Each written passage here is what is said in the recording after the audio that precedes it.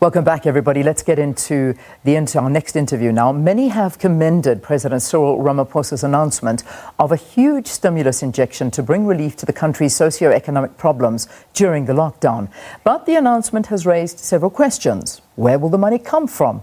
Who will ensure the money is used as allocated? And how will authorities prevent corruption and mismanagement, not to mention governance issues? And then, of course, there are the usual concerns about what conditions the IMF will place on loans to South Africa. Now, with regard to the latter, Finance Minister Tito Mboweni commented on social media that South Africa is entitled to as much as $4.2 billion in emergency funding from the IMF to fight the coronavirus. Let's discuss this further. We're joined via Skype by political analyst as well as chartered accountant Khaya Sithole. Khaya, always a pleasure. Thanks so much for joining us on the show. Good morning and good morning to the viewers. So I suppose I need to get a reaction. It only happened on Tuesday night from the stimulus, and this is unprecedented. 500 billion rand, 10% of GDP. This has never been seen before in South Africa. What was your immediate reaction to that? I think it's definitely a bold and a very big step, especially for a government that is known to be quite conservative with public finances, at least when it relates to issues of this nature. Perhaps they're not as conservative when it comes to spending on some of the vanity projects. Maybe the VIP protection, for example, is an exhibit of their conservative being limited. But anyway, I think obviously the fact that they were able to go and dig and find, in fact, sufficient revenues for them to be able to say, we can redirect and you can open up something that can accommodate, the current pandemic to the tune of 500 billion rand was quite an important thing. And 500 billion rand is not an insignificant number. It is indeed 10% of the country's entire productive capacity, which is GDP. So we cannot really look down upon it. It is a significant move. Now the big question will be how much of that will actually materialize, because of course we are speaking about 500 billion rand, but it's not necessarily 500 billion rand in hard cash. It's really a mixture of cash and concessions that we're going to see. Yeah, and that's the important breakdown that we need to look at. So before we get to the loans, because that's the question that I think a lot of people are asking about and where it'll come from, et cetera, but let's talk to that reprioritizing of funds and perhaps relief efforts that are involved. What was referred to there? I think the biggest problem that the president had is this was mooted, this was sort of whispered that there'd be a redirection of funds away from what you call non-priority areas. Now, the moment that was said, then the big question was, well, the government's latest budget cycle wasn't built on the basis of, a particular surplus or good economic times. It was already a budget of austerity. It was already a shoestring budget. So, of course, this idea that there may have been things as recently as February that were budgeted for but were not actually priority areas left a lot of people puzzled. So I was really concerned about this idea that there might be some things that are not going to be prioritized on the basis that they are not seen as core areas. And of course, that then turned out that there wasn't much in the way of current budget commitments that the government would step back on and say this is not a priority. We quite simply do not have a budget of that nature. So there wasn't going to be much room to move around there.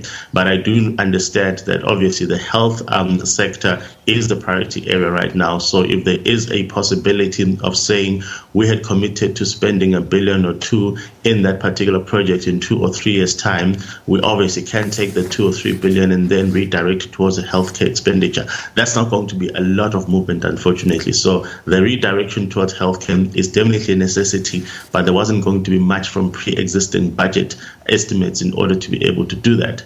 I suppose, though, the other key thing to note is that most of these interventions now have a 6-month time frame, and that 6-month time frame is not an accident. It really just does take us to October, and of course we know that in October the country then has to table its midterm budget, assuming everything does operate as normally, which we don't know anymore. Yeah. So when he then says that we're going to adjust social grants for those months until October, we're going to do this and that until October, it's on the understanding that when you get to October, you will then have a better picture of how much you can actually afford going forward, should there be a need for continued interventions. Yeah, I mean, surely we're going to hear from Minister Mboweni before October, because, I mean, the budget that he's already delivered is almost null and void at this point. And we're hoping to hear from him before October, and I think, unfortunately, the minister has been doing the exact opposite of what the president and the health minister have been doing, in that it's been completely invisible during this particular crisis. We saw that, obviously, even before this crisis, we had the SAA fiasco, and it's now become a question of who can release a press statement first and what they can say to trash the other party, and that's obviously the Department of Public Enterprises versus the unions versus the business rescue practitioners, and the finance minister been completely silent in that conversation. We're not asking him to put money into SAA, but I think being an issue that is so critical and quite simply that hinges on the question of whether the money is available or not, and whether the money can be made available or not, the finance minister shouldn't be sitting out these particular conversations. And obviously, even with the issue of the IMF, I think it's quite ridiculous that the finance minister of any country can simply assume that a tweet will be sufficient for him to address what are really relevant and valid anxieties, because a lot of people have got a particular perception of what IMF bailouts are. They've got a particular perception of what IMF loans are. And I think the responsible thing for a minister is to either issue a formal press statement to explain exactly what the conditions are going to be and how exactly it is that this facility will be accessed, rather than him assuming that the only people that matter are the ones that have the fortune of being on his Twitter timeline. Yeah, let's talk about that, because so many people, I suppose, we're not 100% sure of how it works. The minute you mention the word IMF and World Bank, people start panicking and thinking, it spells disaster. But I suppose South Africa hasn't had a great history with them, or have we? I mean, let's talk to South Africa's relationship with the IMF and the World Bank, and talk to that actual borrowing that we say, or the minister has said, that we are entitled to, because it's a loan and we are members and we do pay, so we should be able to access that money. So talk to us about how it actually works. So the very first thing that we need to be actually make peace with is when people get anxious about the IMF and the World Bank. The point at which they become anxious and start getting worried is precisely the wrong time. You do not worry about the IMF and the World Bank at the point at which you have to go and borrow from them. You should worry about them at the point in which you are unable to manage your public finances to such an extent that you end up having to go to them and ask for something. The IMF and the World Bank will not impose any loan on anyone. It is countries that find themselves in various forms of distress, whether you've not been able to raise sufficient revenue to cover your expenses, or in the extreme case where there is indeed a pandemic of this nature. That's when people actually go to the World Bank or indeed the IMF and then ask for assistance. And I think in the South African context, we've got this troubling narrative that, they are always just waiting there to impose themselves. They're always waiting for some political forces to change, and then they can come and take over the country. That is a rather naive and simplistic view of what really happens out here. That being said, the IMF and indeed the World Bank have not covered themselves in glory in relation to how they have dealt with the question of financial assistance, particularly to developing nations. They've got a terrible history of really imposing the type of measures and the type of demands on these countries that are self-defeating in nature. What makes them self-defeating is that in most cases, when you go and borrow money from these institutions, it is because you're already struggling to balance your books. And of course, the one thing that governments now know better than everyone else is that for a government, the solution to having a lack of our financial resources is not to spend less, but to spend more in order to open up the economic avenues. So when a government decides not to spend, it facilitates in the killing of its own economy, which is self-defeating, because when the economic growth itself slows, it means that your capacity to even repay those loans is now compromised. So you do not go for austerity, but you go for expansionary measures, which is to say, we'll take this R1, we'll spend it on the economy, because once you spend it on the economy, it translates to a job, that job translates to income taxes, that job translates to value-added taxes, that job translates to that person maybe hiring someone else. So you do not retreat, you actually spend more in order to generate sufficient revenues to get your money back. Bizarrely, the IMF and the World Bank tend to then impose the type of conditions that then discourage the actual spending, which means that those countries find themselves struggling to raise the type of revenue that is necessary in order to repay those loans. So those anxieties are historical, they're all well known, and it's always been a question of, should you ever approach these institutions, you need to be able to write the types of terms and conditions that do not force you to do the type of things that do not make sense.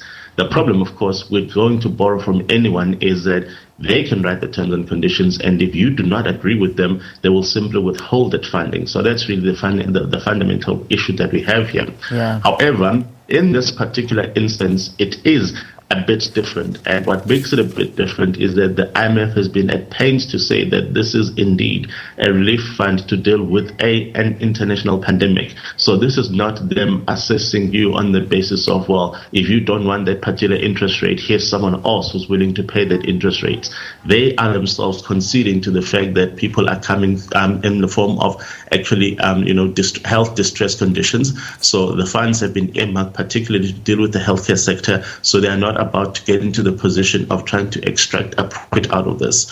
And of course, South Africa being a member state of the IMF, which is probably another thing that South Africans need to make a call on, because if you're going to be a member state of the IMF, then of course you work within your rights to then go to them and say, well, we're a member state, we do make annual contributions, we now need your assistance, and therefore you're then entitled to tap into the pool of funding that might exist at that point in time. Yeah. We've been told that according to the current available pool of funding, we may get up to $4.2 billion in the form of loan financing. But more critically, that loan financing is not going to come with a profit margin. In other words, it's not going to come with high interest for the IMF itself. So that's an important distinction here. It would be very useful if we had a finance minister, of course, who took time to explain these things to the public rather than us having to try and read through what the IMF has been telling other people, and also then having to piece together the tweets from either the finance minister or indeed the Reserve Bank. That is really quite regrettable. Yeah.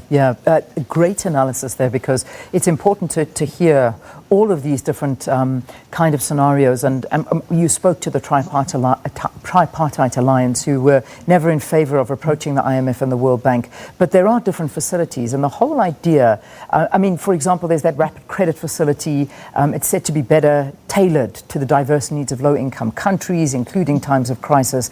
And its conditions aren't set out in structural adjustment programs. And of course, the interest is almost non-existent. So that, I imagine, is something that we would be able to access, what you've explained quite well to us in your previous answer. The minister said that the aid would be specifically used to help in the health sector for this coronavirus. So is it a foregone conclusion that South Africa needs that kind of funding from the IMF? I think we still have absolutely no idea how much it's going to cost to deal with this pandemic, simply because no one can reliably predict how many people will eventually be infected. Will there even be a vaccine that emerges within the next year or within the next 2 years? So you need as much in the form of healthcare directed funding as possible.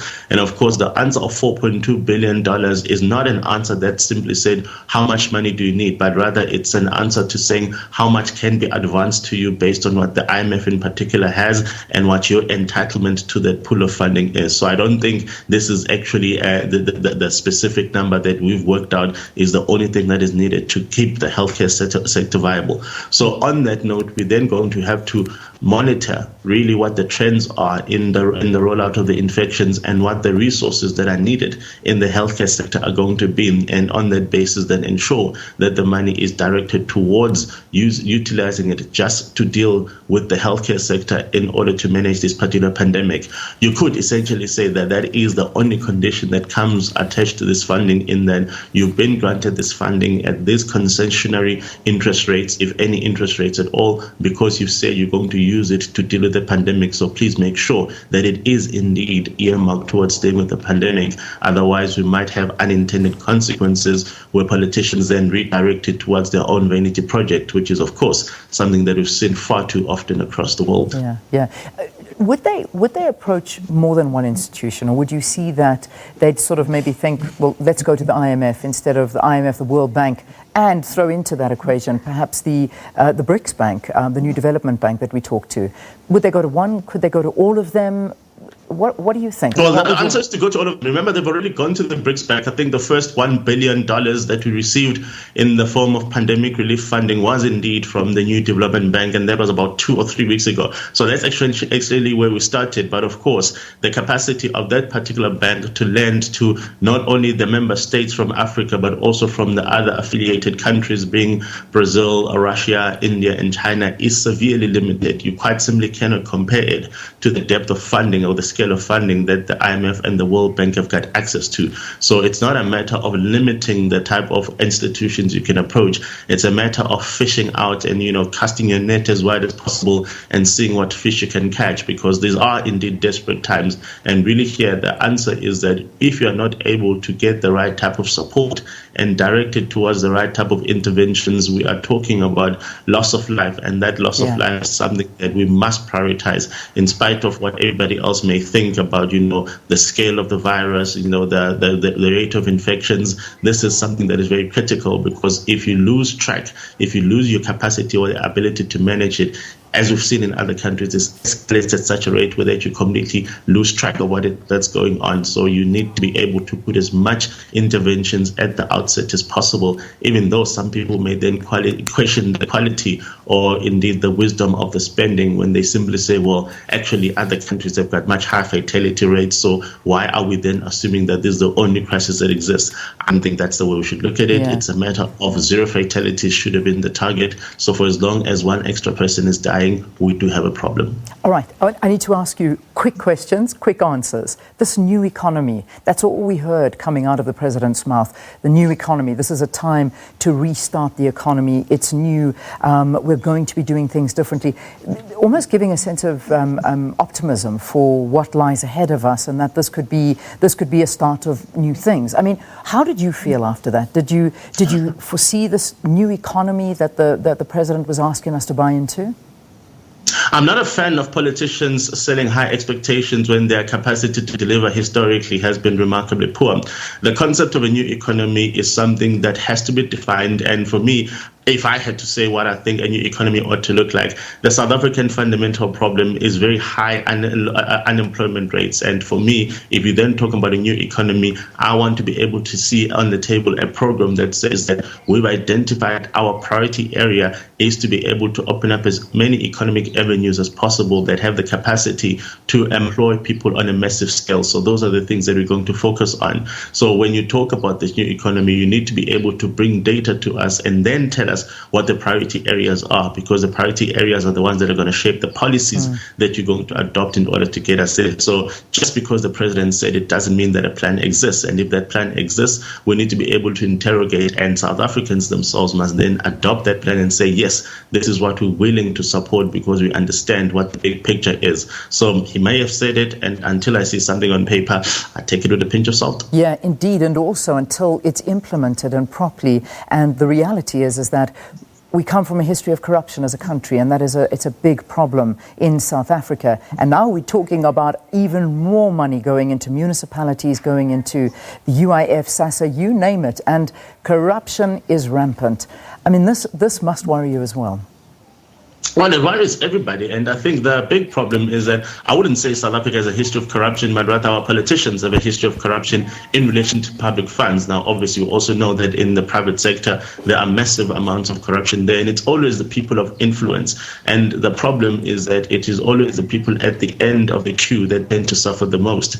And this particular intervention is supposed to target those individuals. And I think even the idea of direct cash transfers is something that is quite important. But of course, if the infrastructure itself is limiting, or if the infrastructure serves as an inhibitor and people have an additional cost of accessing those type of assistance programs, we are going to have a particular problem, and we're going to have, a real issue there. And I think also it would be very important for the president to then be very categorical in saying that in relation to this 500 billion rand, I've extracted it from so many sources based on the goodwill of the nation at large, based on the goodwill of the funders and the donors and all these people. So the last thing I can afford to do is to be embarrassed by, let's face it, my own party, where suddenly the people that are either in positions as councillors or state bureaucrats are then involved in incidences of corruption. The ANC is in power, and of course the ANC is at the coalface of delivering and executing on these problems. So if there's going to be any elements of corruption, we will eventually trace it back to say it was a person either deployed by the ANC or appointed by the ANC, and the president quite simply cannot afford that embarrassment. Indeed. How does it deal with it? Well, it needs to be very explicit about what the consequences are. This idea of saying that we condemn